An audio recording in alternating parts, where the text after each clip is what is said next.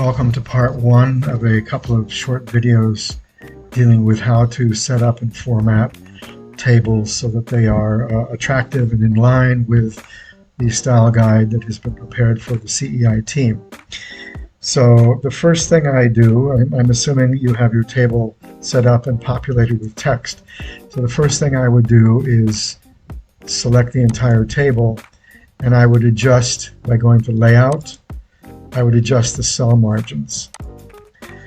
The default is to have a left and right cell margin at 0.19 centimeters, and the default is also 0 centimeters for the top and the bottom. I think that looks a bit too tight.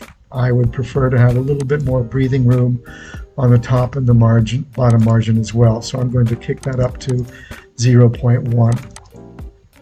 Okay, I think that looks a little bit better.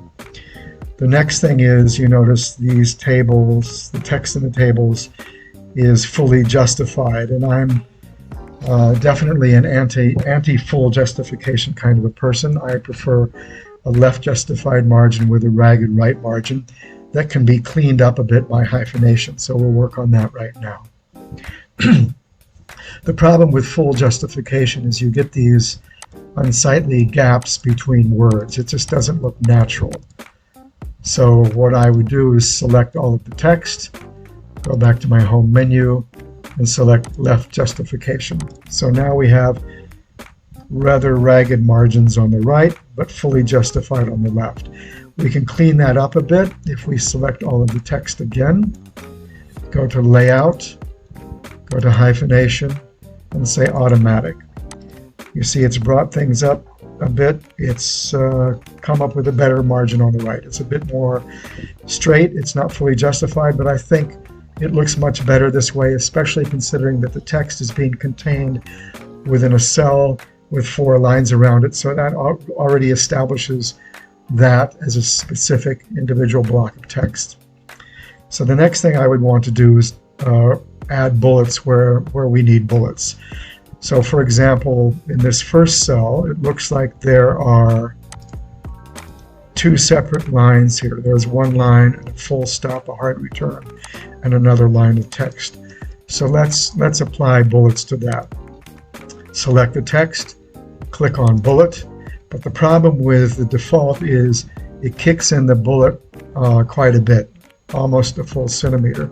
So I'm going to draw that first bullet back to the beginning of to the left margin, and the rest of the text I'm going to draw that back as well to right about there. That looks nice. Now I'd like to apply that to all of these other points. For example, here's a colon, so it means that these should all be bulleted. So what I'll do, select this first bit of text with a bullet, double click on Format Painter, and then apply that to wherever I want that to be. So here and here, we'll get rid of the numbers in a minute. Here, here, here, here, here, and here, and here. Okay, then turn off Format Painter. And let's go back and get rid of these numbers. If you really want numbers instead of bullets, for these 3 points, just select them and then click on the numbers. But then you'll have to adjust the tabbing as well. There you go. Now there's a problem with this header row. Let me turn off header row. So if you don't have header rows turned on, if your table extends beyond one page, the text will show up, but you have no headers at the top to indicate what this is about. So let's go back and first of all highlight this text, and if you recall in the style guide it says that header text in tables should be Calibri bold 11 point. So let's set that up, and then we want it to be centered both vertically and horizontally. So let's set that up.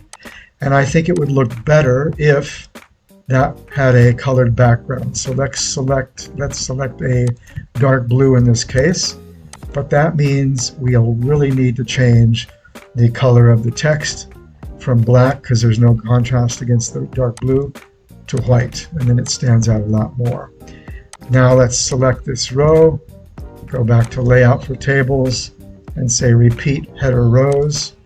And now when we go down to the next page, we have the rows on top, the header row on top, so we know what these two columns refer to. The next thing I do is, if you recall again that I'm recommending the text within tables, within the cells, not the headers, but the cells, should be at 10 points. So let's bring that down 1 point.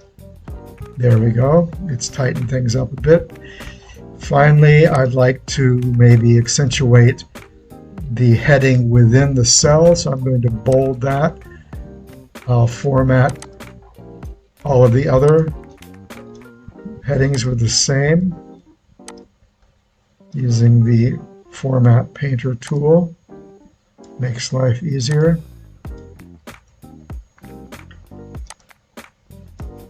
And one more. And then turn off Format Painter. So let's go back and look. Looks good. There's one problem here. I don't like to have either a single word alone or a part of a word because of the hyphenation alone. So what I'm going to do is apply a bit of kerning to that. If you recall, it's going to Fonts, Advanced, Expand, and I'm going to do it by 0.2 points, and let's see what it looks like.